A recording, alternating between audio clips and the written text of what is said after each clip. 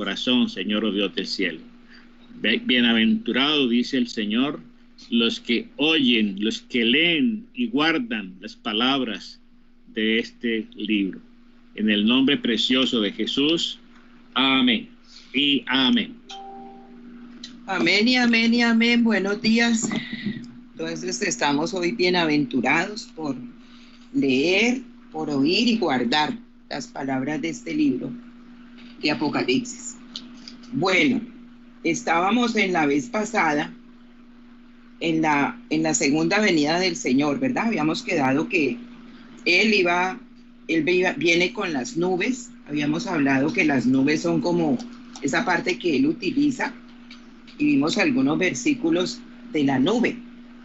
Y también hablamos que cuando Él venga, esa presencia por segunda vez, ¿no? Esa presencia va a ser tan abrumadora, pero dice que todo ojo lo verá, ¿sí? O sea, que todo ojo lo va a ver. Y es allí donde esa presencia abrumadora no va a ser que, ay, alabado sea Dios, y van a cantar todo el mundo, no. Muchos va a haber un llanto. Hablamos del llanto, del lloro, pero era un lloro no de alegría ni de gozo, sino de dolor por haberlo negado, por no haber hecho caso a su palabra, a lo que Él decía, ¿sí? Bueno, entonces ahora en el versículo 8 de Apocalipsis 1, entonces mire lo que Él afirma. Él afirma: yo soy el alfa y la omega, principio y fin, dice el Señor, el que es y que era y que ha de venir, el Todopoderoso. Jesucristo mismo afirma que Él es el alfa y la omega. Dice: yo soy el alfa y la omega. Y esta afirmación pues es muy importante, porque en el idioma griego el alfa y la omega son la primera y la última letra del alfabeto griego. ¿Qué quiso decir con esto? Que Él es el principio y el final de todo lo que existe, lo que hay. Él es el principio y Él es el final. De un alfabeto pues se constituye un lenguaje, ¿sí?, para la formación de palabras. Y Jesucristo es llamado el Verbo de Dios. ¿Sí? El Verbo de Dios. Él es la revelación completa. Él es la comunicación inteligente. Él es la comunicación comprensible de Dios. Él es el único alfabeto. Él es el único lenguaje que usted puede usar para llegar al corazón de Dios. Él es el único idioma que Dios habla y comprende. Por eso Él dice: yo soy el alfa y el omega. Él cubre el tiempo y la eternidad. Él agota el vocabulario de la excelencia. Él es la fuente. Él es la meta de la creación. Él es quien comenzó y pondrá fin al programa de Dios en este mundo. Si nosotros queremos comunicarnos con Dios, tendrá que ser en el nombre de Jesús y por medio del Señor Jesucristo. Por eso dice que Él es el único por el cual tenemos acceso al Padre. Y entonces dice: yo soy el principio y el fin. Y aquí nos está presentando el Señor mismo una eternidad, la eternidad del Hijo, que Él es inmutable, es el mismo de ayer, de hoy y por los siglos, como dice Hebreos 13:8, es eterno, ¿sí? Él es el Todopoderoso. O sea, nos está mostrando, Él mismo se está definiendo con quién nosotros estamos tratando, a quién estamos conociendo, ¿sí? Él no ha cambiado, Él es inmutable. Él mismo está diciendo: yo soy. ¿Se acuerdan el yo soy cuando empezó en los comienzos de la Biblia? Yo soy el que soy, con Moisés, cuando se le delega esa comisión de ir a sacar el pueblo de la esclavitud, y Moisés le decía: pero yo ¿cómo digo que quién eres tú? Yo soy el que soy. Yo soy. el yo soy. Y aquí vuelve otra vez y le dice a Juan, ¿cierto? Y nos lo dice a nosotros, yo soy el alfa y el omega, principio y fin, dice el Señor, el que es y que era y que ha de venir, el Todopoderoso. Entonces nos muestra esa eternidad, nos muestra delante de quién estamos nosotros, con quién tratamos día a día, y su presencia pues siempre nos la ha prometido en todo tiempo. Entonces cuando nos dice que es el principio y el fin, abarca todos los tiempos y toda la eternidad. Entonces esta es una deidad del Señor Jesucristo. Esto es lo que es en el tiempo presente.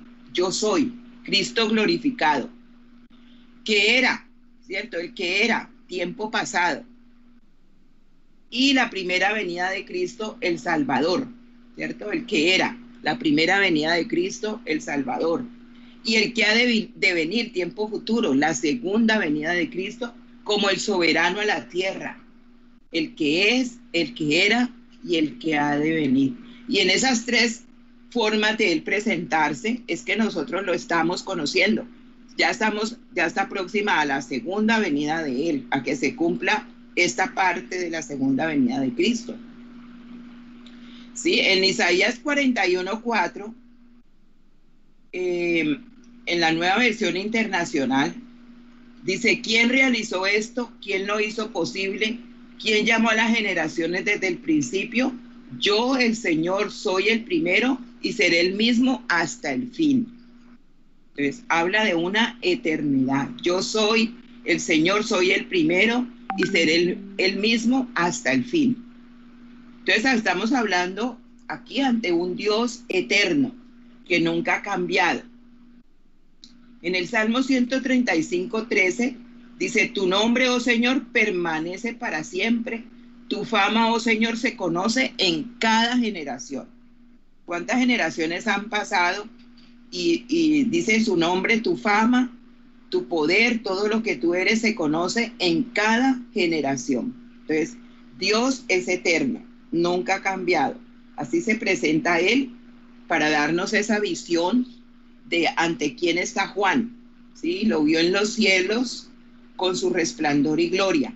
Ya no lo vio como el que era, ¿sí? Cuando el Salvador. Ya así no está Él en el cielo. Él está con todo su esplendor, con toda su gloria.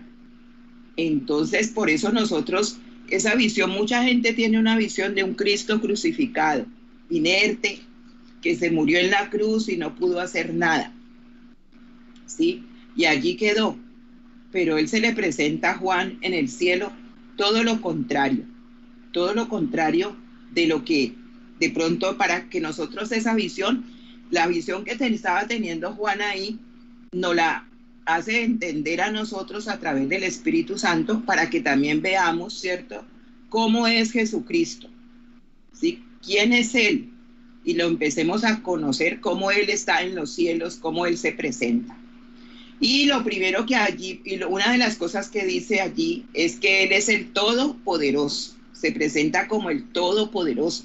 Nos hace recordar el poder infinito de Él, ¿cierto? Poder infinito. Y allí es donde nosotros tenemos que tomar esa fe de que para Él nada es imposible. Nos habla de la omnipotencia de Dios. Todo lo puede, para Él nada es imposible.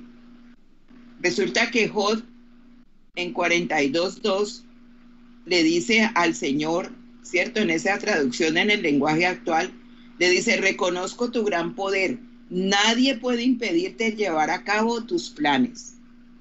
Job lo entendió.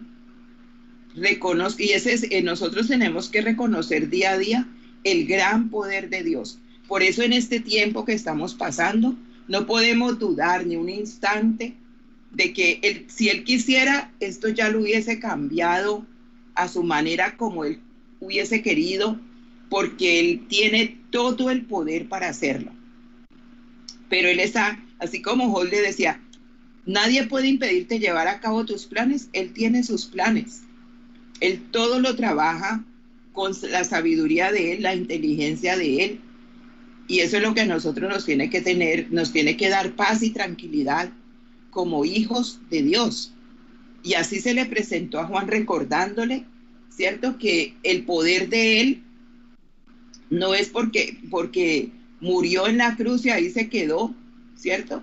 Sino que ese poder continúa por siempre, ¿sí? La omnipotencia de Dios es infinita. En Mateo 19:26, Él dice, y mirándolos Jesús les dijo, para los hombres esto es imposible, mas para Dios todo es posible. Todo es posible. Entonces nos recuerda que sin su poder, nada, solos nunca podremos hacer nada. Con Él lo tenemos todo, lo podemos hacer todo, lo podemos lograr todo, de acuerdo a su voluntad. Sin su poder, nada se puede. ¿Ve? Por eso Juan se estaba enfrentando ante un Dios no inerte, ante un Jesús no ahí que no tenía fuerzas, que se le acabó el mundo, no, Él se presenta como ese todopoderoso y Él mismo le dice, yo soy el todopoderoso. Y eso es lo que siempre tenemos que recordar, aún en estos tiempos en que estamos, y que uno dice, pero Dios, mucha gente, ¿no? Dice, pero Dios, ¿por qué no ha metido su mano? O muchos se atreven a decir cosas en contra de Él, pero ya sabemos que no es así, que Él está esperando y nos está llevando a la paciencia, nos está formando en todas las áreas de nuestra vida para que saquemos lo mejor de nosotros para Él, ¿sí? Y vamos entonces al versículo 9, Apocalipsis 1:9. Entonces empieza diciendo, yo Juan, vuestro hermano, y copartícipe vuestro en la tribulación, en el reino y en la paciencia de Jesucristo, estaba en la isla llamada Patmos, por causa de la palabra de Dios y el testimonio de Jesucristo. Les cuento que en el 2019, pues fue nuestra última peregrinación de ese año, ¿no? De ese año, y fuimos a la isla de Patmos. Bien hermoso ese lugar, pero pues han hecho allí una iglesia común y corriente, y entonces allí lo que adoran es a Juan.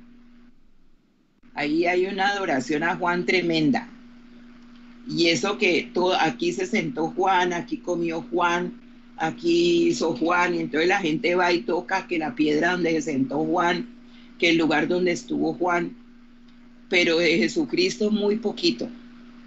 Y es tremendo, ¿cierto? Como el corazón del hombre se inclina hacia las cosas que son contrarias a lo que Dios quiere. Jesucristo es el que se debe llevar toda la honra, exaltación. Juan pasó un tiempo muy tremendo en esa isla, claro que sí. Imagínense una isla totalmente donde él estaba encadenado, donde no podía hacer nada ahí. Pero es tan lindo porque yo creo que Juan no se llenó de razonamientos, de lógica, de lo contrario no había podido tener esta visión que tuvo. Entonces, como es una historia bien tremenda, los que están allá se han acostumbrado a ver a Juan como el mártir, el que llevó y trajo esta revelación, pero se olvida quién es Jesucristo. Por eso nosotros hoy nos estamos enfocando es qué es lo que Juan nos está comunicando, qué es lo que el Señor quiso, que a través de ese discípulo amado del Señor, porque Juan fue el discípulo amado de Cristo, nos mostrara a nosotros aún para estos tiempos, y que se dice que lo guardáramos en el corazón. Entonces Juan nos hace saber por qué estaba en esa isla y a causa de qué, ¿sí? Y ahí en esa isla tuvo esa visión. Y esa expresión yo Juan se usa 3 veces en el libro de Apocalipsis. Las 2 últimas se encuentran al final del libro. Pero aquí dice, yo Juan, vuestro hermano y copartícipe vuestro en la tribulación. Bueno, él estaba teniendo, recordemos, graves problemas, porque él había sido exiliado por el emperador romano, porque Juan era muy activo en la iglesia de Éfeso. Pero además tenía a cargo la supervisión de las demás iglesias. Él estaba privado de la libertad a causa de su lealtad a la palabra de Dios y al testimonio de Jesucristo. Esa era como esa persecución a la iglesia. Y dice, copartícipe en vuestra tribulación. ¿Por qué? Porque la iglesia llamada primitiva en ese entonces también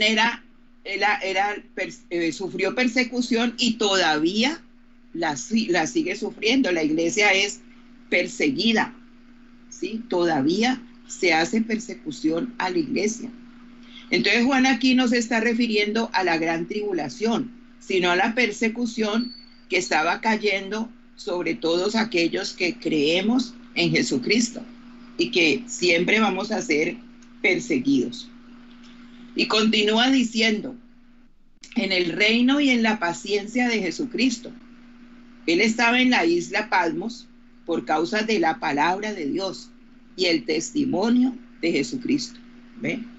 Entonces, él estaba contando que por esa causa estaba allí. Él no estaba haciendo otra cosa sino predicando la palabra y cumpliendo todo lo que el Señor pastoreando las iglesias, tenía a cargo una iglesia cuando fue llevado allá. Y al mencionar el reino, se refiere al reino al que por virtud del nuevo nacimiento entra el pecador. ¿Se acuerda? El reino de los cielos se ha acercado. Entonces, cuando se acepta a Cristo, Él nos limpia, nos lava con su preciosa sangre y nos introduce a ese reino. Y Juan se refiere al reino de Cristo, al que pertenecemos todos los que somos lavados por la sangre de Cristo. Nos introdujo a ese reino de su amado Hijo. Entonces aquí no es el reino de los 1000 años, el milenio, sino que era, ¿cierto? Lo que se va a instituir en su segunda venida es el milenio, pero aquí él no estaba hablando de eso. Estaba hablando del reino de Cristo, al que nos introdujo cuando nosotros ya lo recibimos a él, y él cuando comienza a decir, el reino de los cielos se ha acercado. Y es muy lindo nosotros pertenecer a ese reino, porque nosotros estábamos fuera de todo eso, pero Él nos introdujo, Dios nos introdujo por su Hijo amado. Entonces Juan relaciona esa tribulación y esa perseverancia que es la paciencia. Él lo relaciona, tribulación, perseverancia, paciencia y el reino de Dios. Todo lo que nosotros tenemos que tener para poder vivir en ese reino y entenderlo, porque ya nosotros estamos en el reino de los cielos, ya pertenecemos a ese reino. Y entonces él explica la razón por la cual está allí, y su exilio se produjo entre los años 86 al 96 después de Cristo. ¿Cómo era Patmos? Era una isla volcánica árida en la costa del Asia Menor, de unos 16 kilómetros de largo por 10 kilómetros de ancho. Pero su cárcel, su aislamiento, su privación se convirtieron en una antesala al cielo, ¿cierto? Para recibir las visiones de la gloria y del poder de Dios, para recibir las revelaciones acerca del juicio establecido por Dios. Entonces mire que Dios todo lo que permite, lo permite con un propósito. Por eso Romanos 8:28 se cumple en la vida nuestra. Todo lo que nos pasa para bien, de acuerdo al propósito por el cual hemos sido llamados. Entonces nosotros por eso no tenemos que desesperarnos en los momentos difíciles, ¿sí? Y decirle, Señor, ¿por qué me está pasando esto? No, sino, ¿para qué me sucede esto, Señor? ¿Qué me quieres enseñar con esta situación que estoy viviendo? Porque Él va a ser muy claro para enseñarnos todas las cosas que Él quiere, los propósitos. Cuando ya entendemos los propósitos, podemos pasar más adelante, seguir hacia adelante. El decirle al Señor, ¿por qué me está pasando esto? Es grosería, ¿no? Es como insolencia, porque Él es soberano. Él puede hacer como Él quiera, Él es soberano con todo. Y esa más bien preguntarle, Señor, estoy pasando esta situación, ¿qué me quieres enseñar con esto? Bueno, ahora vamos a ver Apocalipsis 1, ¿cierto? 10 en adelante. Y entonces en el versículo 10 dice, yo estaba en el Espíritu en el día del Señor. Mire, esta palabra es bien bonita. Yo estaba en el Espíritu en el día del Señor y oí detrás de mí una gran voz como de trompeta que decía, yo soy el Alfa y la Omega, el primero y el último. Vuelve y le repite, ¿cierto? Como quien dice, no se olvide delante de quién está usted. Yo soy eterno, por siempre, ¿sí? Pero dice Juan, yo estaba en el Espíritu en el día del Señor. Y entonces, eso primero, en el día del Señor, se refiere en ese momento a que Jesús regresará en el día menos esperado, como un ladrón en la noche. ¿Ve? En el día del Señor, o sea, Juan estaba viendo ya el día del Señor y él le estaba diciendo, yo estaba en el Espíritu en el día del Señor, o sea, ya estaba viendo el día del Señor allí, él ya lo estaba viendo precisamente, o sea que todos vamos a tener el día del Señor, porque todos nos tendremos que encontrar con él cara a cara, todo lo tendremos que ver cara a cara, nadie puede pasarse de ese momento. Para ninguno que esté en la tierra se le va a escapar ese momento. Y nosotros como hijos, pues es una alegría, pero los que no, es un juicio, ¿sí? Es un juicio que viene.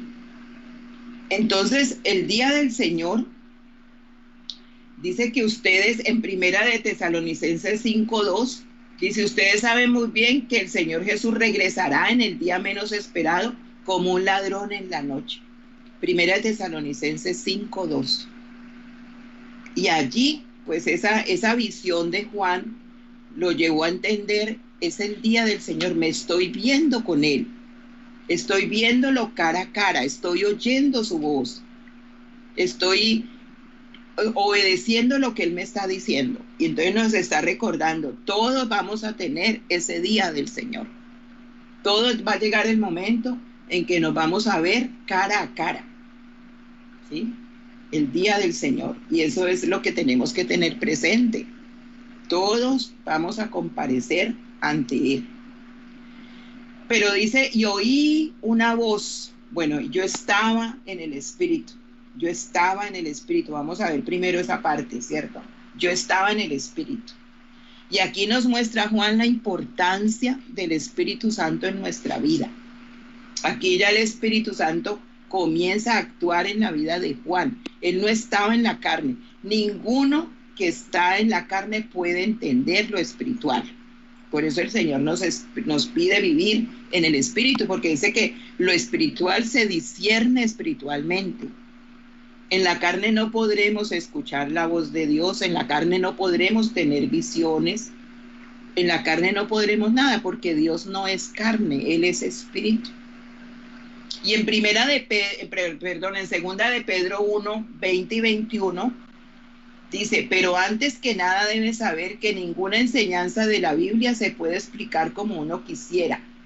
Ningún profeta habló por su propia cuenta, al contrario, todos ellos hablaron de parte de Dios y fueron guiados por el Espíritu Santo. Por el Espíritu Santo. Cuando el Espíritu Santo está hablando a través de la persona, y en este caso de Juan, el Espíritu Santo hace que todos entiendan, porque es espiritual. Los oídos se abren y hay esa voz que uno la va entendiendo dentro de uno y sabe que es la voz de Dios. Entonces Juan nos hace entender la importancia que tiene el Espíritu Santo en cada uno de nosotros. Pues sin el Espíritu Santo no podemos entender nada de lo espiritual. Y Juan no podría haberlo comunicado tan perfecto si no hubiera estado en el Espíritu. ¿Ve? Entonces aquí el Espíritu Santo está desempeñando su función como parte de la Trinidad. Y esa es la razón por la cual siempre oramos que el Espíritu Santo tome las cosas de Cristo y nos la revele a nosotros. Siempre oramos, Cristo, Espíritu Santo, revélanos a Cristo, porque el Espíritu Santo conoce todo y eso fue una promesa también en Juan 16, 13 y 14.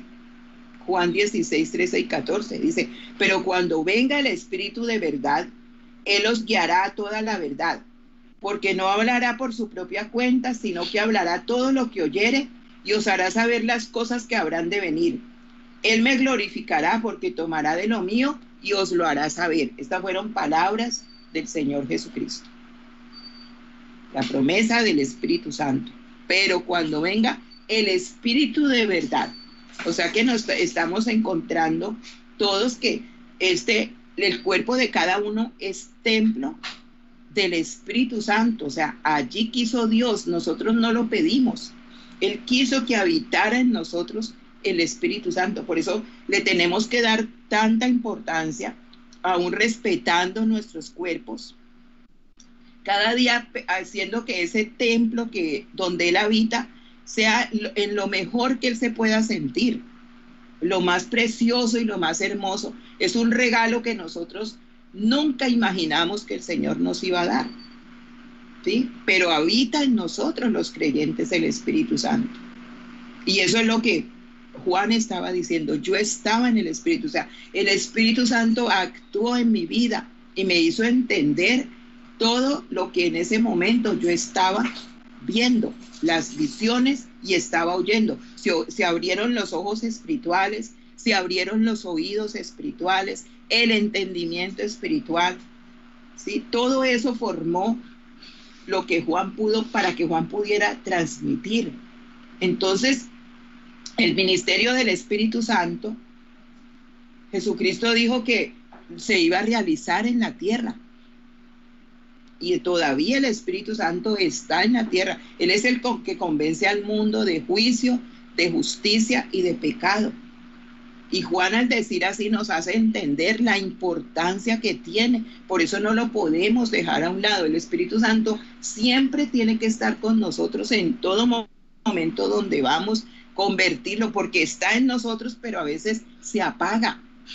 El Espíritu Santo se apaga porque no le damos importancia, porque no le damos el lugar que él tiene que tomar. Y entonces se apaga, se contrista. Dice: no contristéis al Espíritu Santo, no lo ponga triste, no lo apague, porque Él es la vida, Él es todo en nosotros. Y Jesucristo prometió que Él iba a tomar todas las cosas de Cristo y nos las iba a revelar a nosotros. Y eso es cierto. Cuando usted lee el Antiguo Testamento, usted puede ver en las páginas del Antiguo Testamento a Cristo a través de esas páginas. El plan de Dios de salvación a través de esas páginas. Es tan lindo cuando uno dice: wow, aquí está, este es el plan de Jesucristo, es esta persona, el Padre es esta. Y uno ve a Jesucristo en esas páginas, porque Él lo revela. Por eso la Biblia no es de historia muerta, no. El Espíritu Santo da vida para que entendamos, ¿cierto?, el plan de salvación. Entonces, por eso es importante lo que Juan nos hace entender, el Espíritu Santo en nosotros, ¿sí?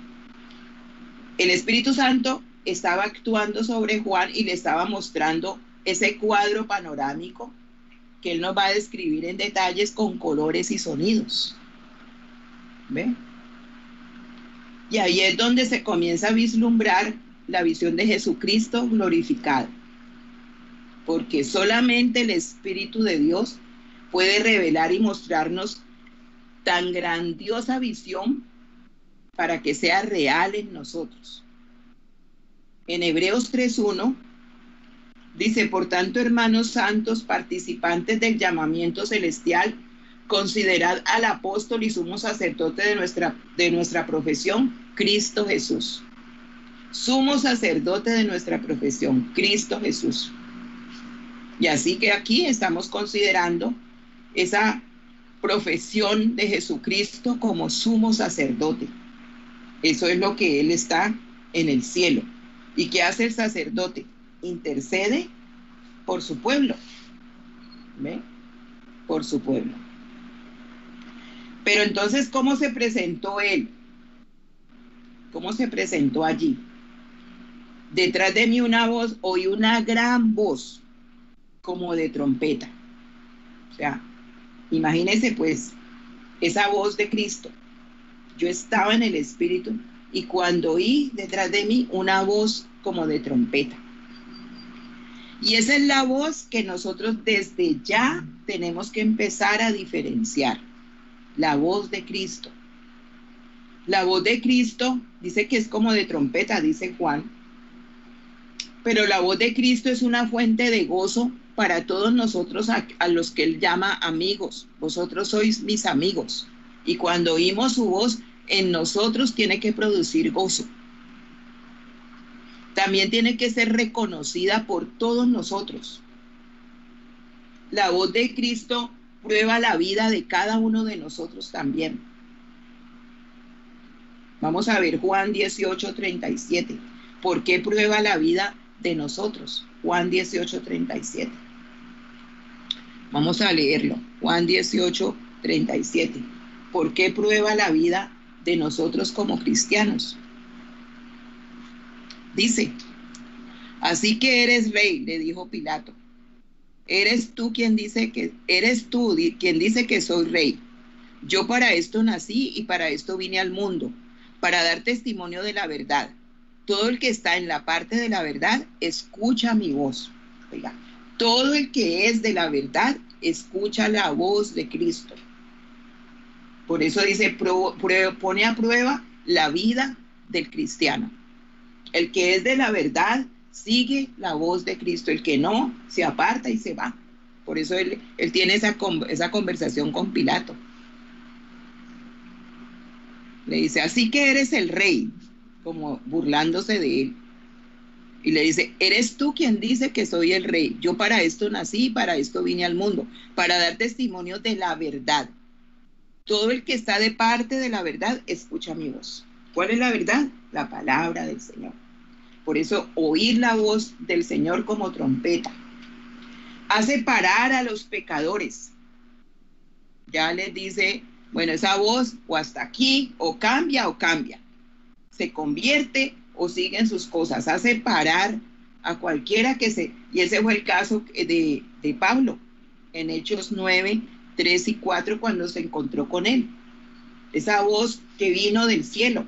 Saulo, Saulo, ¿por qué me persigues?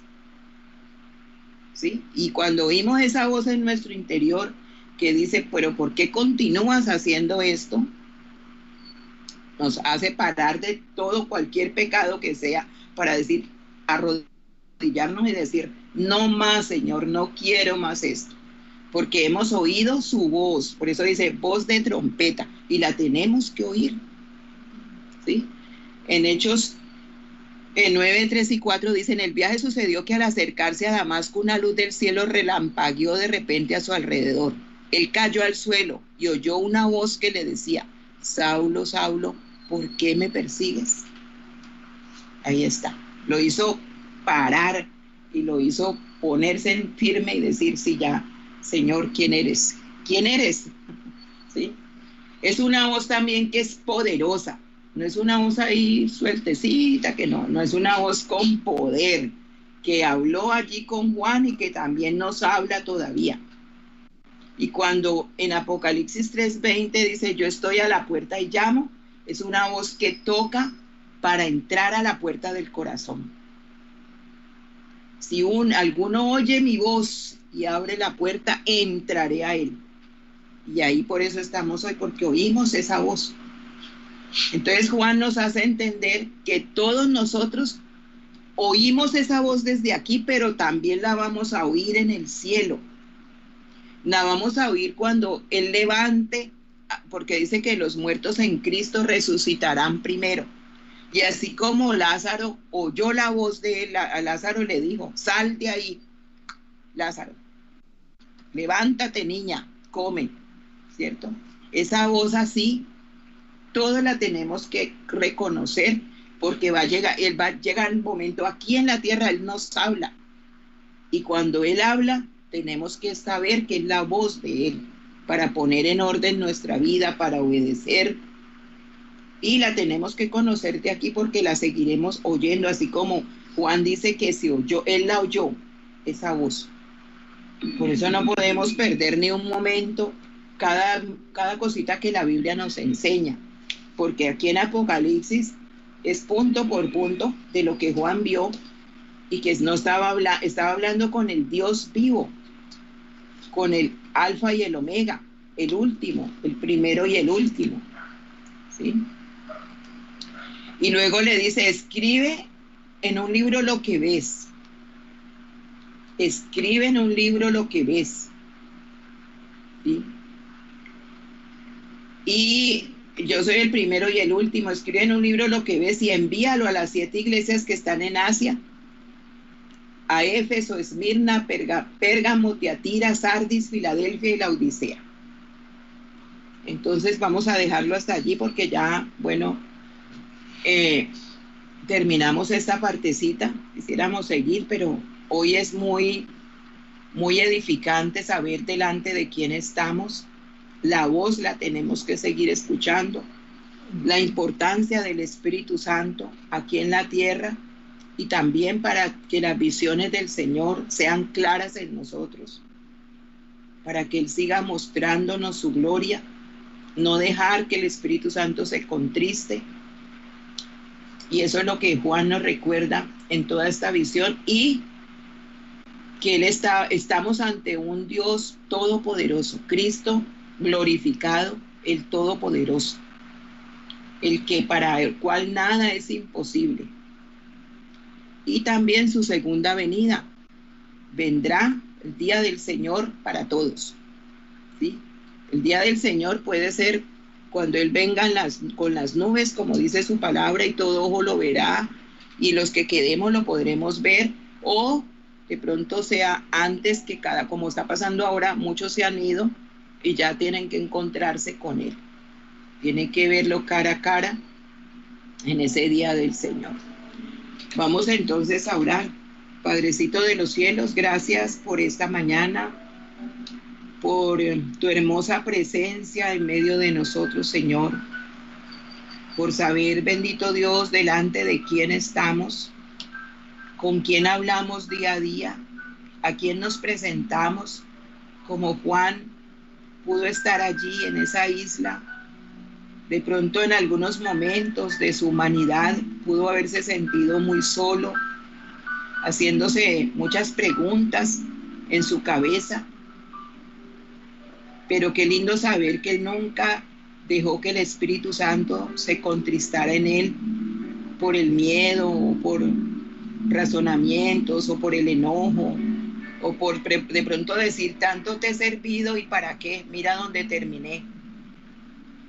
Y por eso dice, en la paciencia de esperar, de saber que conocía a su Señor y que Él iba a hacer algo en ese momento, que Él esperaba el milagro de Él, pero nunca se imaginó que iba a tener una revelación como la que le dio en ese momento, y que lo iba a ver cara a cara en el cielo, y le iba a mostrar cómo se vive en el cielo, ese reino al cual Él nos introdujo, el Señor nos introdujo a través de su amado Hijo. Qué hermoso, Señor, es tenerte a ti, Espíritu Santo. Qué hermoso es vivir para ti, saber que una sola vida tenemos y esa sola vida hay que invertirla contigo. Hay que saberla invertir día a día. Ayúdanos, Espíritu Santo, y síguenos revelando a Cristo. Ayúdanos porque tarde que temprano va a llegar el día del Señor.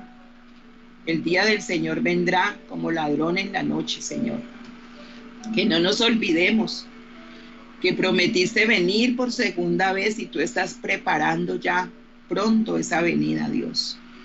Pronto ya, porque todo se ha cumplido, todo lo de las profecías se ha cumplido. Y estamos ya en estos tiempos, Señor, donde todo se va ajustando y esas piezas del ajedrez se van colocando como deben de ser hasta que llegue el momento, mi Dios.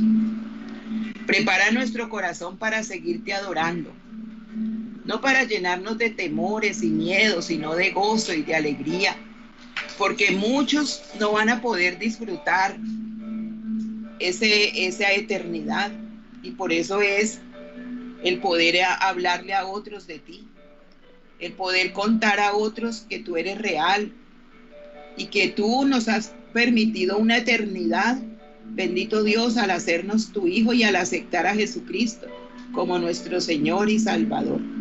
Jesucristo es la puerta al cielo. Jesucristo es la puerta de acceso al Padre. Jesucristo es el único camino, verdad y vida.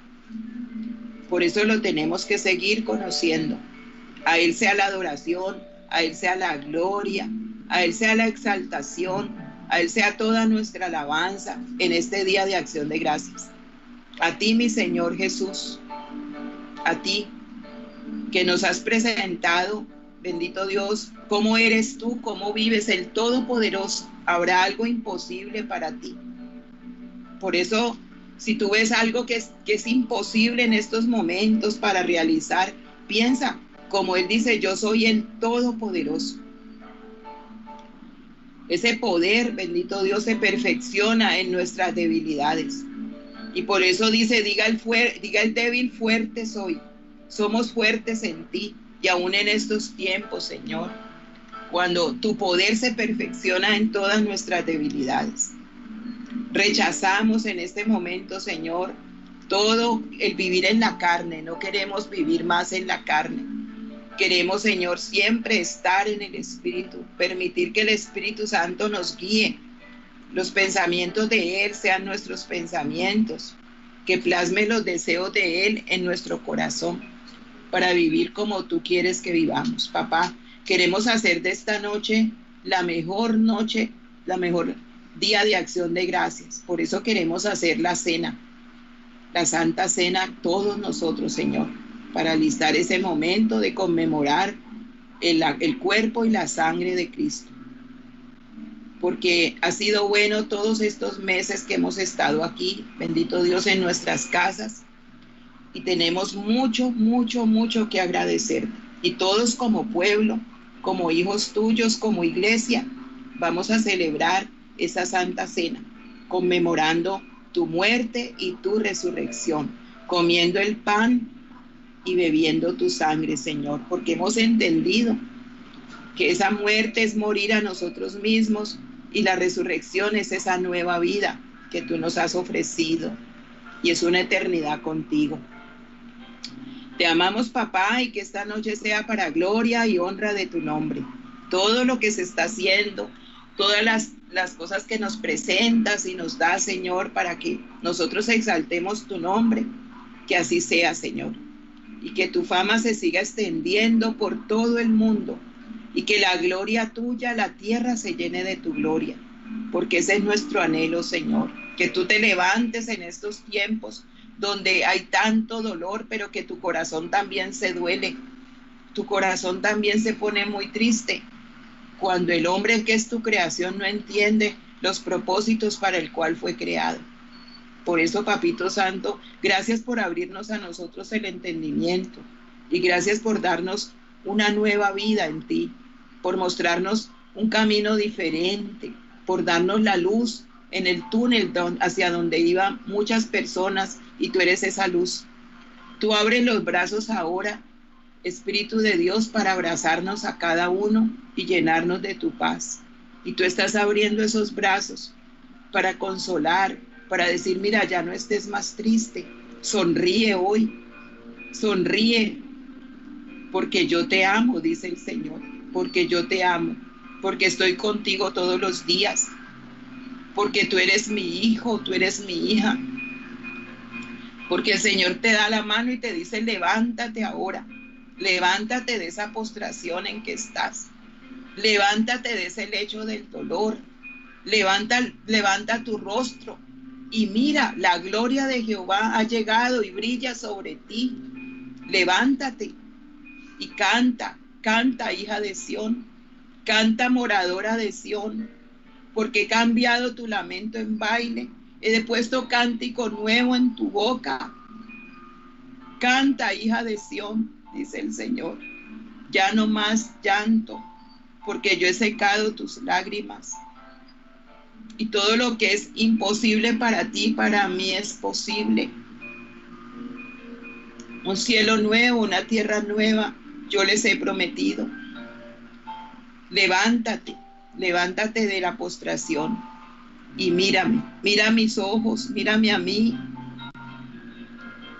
Levanta tu mirada al cielo para que se cruce con la mía, mis ojos que miran toda la tierra y miran la tierra a los buenos y a los malos, los miro yo, pero te miro a ti,